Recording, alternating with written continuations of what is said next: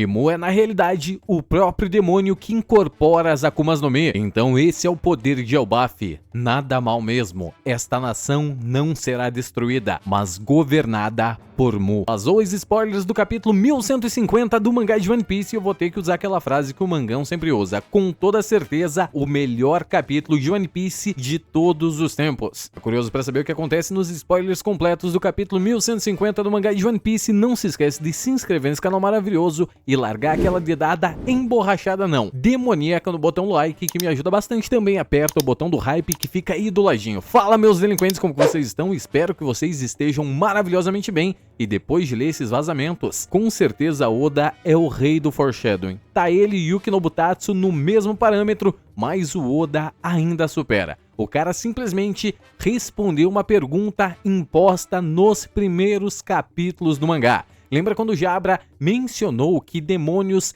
possuem as pessoas e consomem Akumas no Mi? Exatamente isso que o nosso queridíssimo Imu-sama está fazendo. Ele criou uma legião de demônios e possuiu quase todo mundo de Elbaf. Mas sem mais enrolação, vamos direto para o conteúdo, depois a gente conversa um pouquinho mais sobre isso. Esse capítulo ele vai com o título Domi Reverse. Em japonês, os kanjis significam exatamente controle de reversão escuro, mostrando pra gente automaticamente que ele é a antítese da luz, aquilo totalmente contrário a quem é o iluminado, no caso, o deus do sol Nika. Enquanto Nika contagia os outros com seus desejos de libertação, Mu mostra exatamente para o que venho e deixa claro no seu poder, apenas controle. Esse capítulo continua a saga de Yamato devolvendo a katana de Yasui que foi consagrada no santuário de Ema em Hakumai, e graças a isso a peregrinação dos substitutos foi completamente concluída dentro da história de capa de Yamato. A gente vê lindamente Yamato e Uchi juntas em frente ao santuário Ema. Dá a entender que a história de capa de Yamato vai ser concluída nesse capítulo já, ou tem mais 2 capítulos no máximo da conclusão da história dela. Nesse capítulo eu vou já deixar passado para vocês que não teremos menção em Mary Joyce e muito menos sobre o grupo que está com Luffy. Eles estão completamente desaparecidos, sem a gente saber se eles têm ciência do que está acontecendo nesse exato momento, mas pelo nível de haki que Mu tá deixando passar, com toda certeza Luffy já sentiu de muito longe. Por falar em haki, finalmente nós começamos esse capítulo na primeira página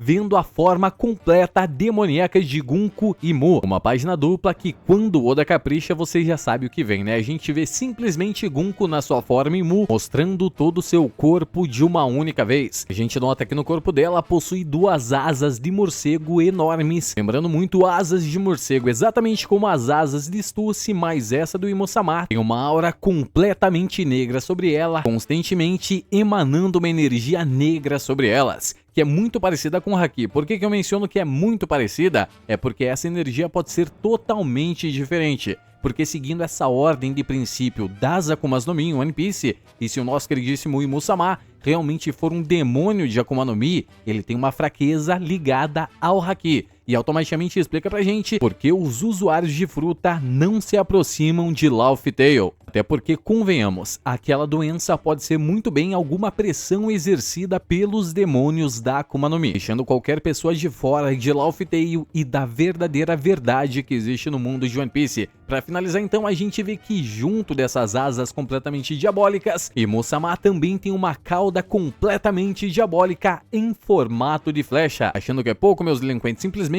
o personagem despiroca da cabeça e carrega também um baita de um tridente gigante. Não vou me surpreender nem um pouco se essa arma não for a primeira da classe Kitetsu, ou ainda melhor que essa classe Kitetsu. Imagine só se todas as espadas derivam dessa mesma lâmina, até porque são espadas amaldiçoadas e nada é mais amaldiçoado no mundo do que um demônio. Pra você ter uma noção, esse tridente é tão grande que ele é simplesmente muito maior que o corpo da Gunko. Continuando o capítulo, Gunko ordena que Sanshomers lidere as crianças, e o Sop faz exatamente o que ele sempre faz, vê toda aquela situação e fica completamente surpreso ao ver que Sanshomers, mesmo com a cabeça decepada, ainda se encontra vivo. Para finalizar então, Gunko olha em direção a Killingham e pergunta: Killingham, isso é tudo que o seu Muma tem? Automaticamente, San Killingham demonstra submissão e diz que claro que não, que ele deixou alguns buracos de pesadelos abertos, então os monstros continuarão aparecendo, independente de quantas vezes eles são destruídos, até porque eles são criaturas de sonho que não têm conceito de morte interior. Todos eles podem ser revividos simplesmente à bela vontade de Killingham. Após a explicação de Killingham, Gunko simplesmente faz surgir das suas mãos um livro mágico e de dentro dele sai uma adaga e uma espingarda gigantesca. Dory e Brog aparecem de surpresa tentando atacá-la e Mu faz o impensável. Ele simplesmente esfaqueia a mão esquerda de Brog e atira em seu pulso, e o tiro simplesmente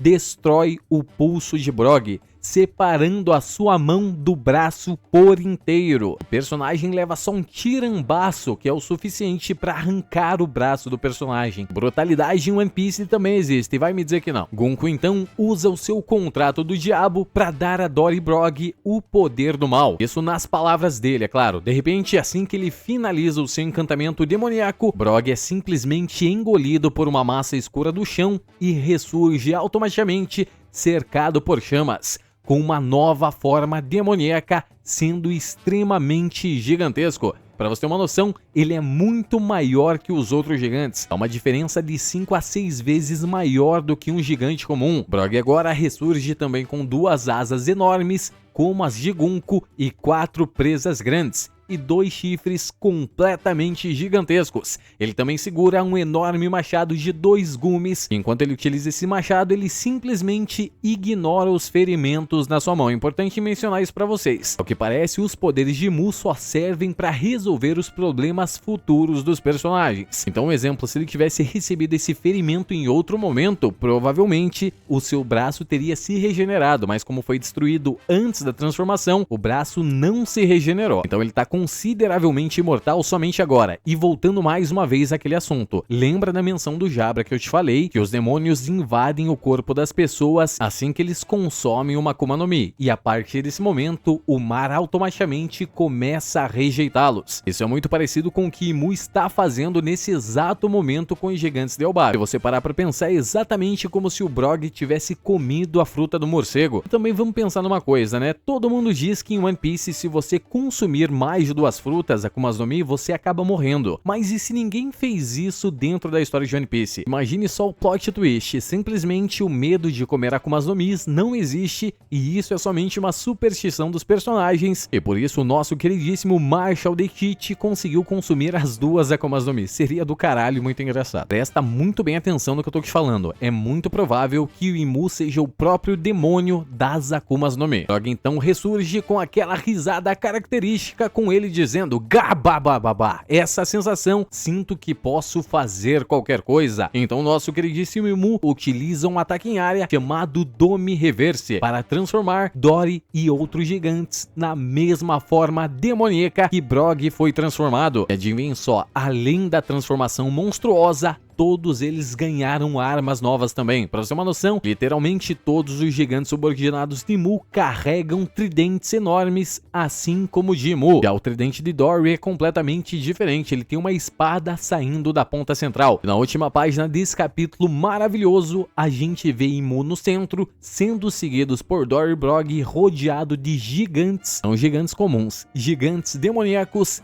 envolto de criaturas oníricas. Para você ter uma noção, diversos Onis também transformados assim que saem dos sonhos de Killingham. Só um detalhe, tá? Oda constantemente nesse capítulo utilizou a palavra gigante, até porque ela foi repetida mais de 25 vezes para definir o tamanho dessas criaturas. Tanto é que quando ele menciona as criaturas oníricas, ele também menciona que elas têm chifres gigantescos e presas, assim como os demônios gigantes. Enquanto Imu vai marchando com esse pequenino exército, ele simplesmente diz: então esse é o poder de Elbaf. Nada mal mesmo. Esta nação não será destruída, mas governada por Mu. Meu Deus do céu, há quanto tempo eu não me arrepiava lendo One Piece. Pra finalizar então, a gente tem um breve corte no mesmo painel, com Jaru e os demais gigantes ainda tentando apagar um incêndio da biblioteca, e alguns gigantes constantemente pedem pro Jaru sair de lá o mais rápido possível, até porque eles estão com um mau pressentimento. Também é claro, né, eles estão vendo gigantes bestiais marchando em direção a eles.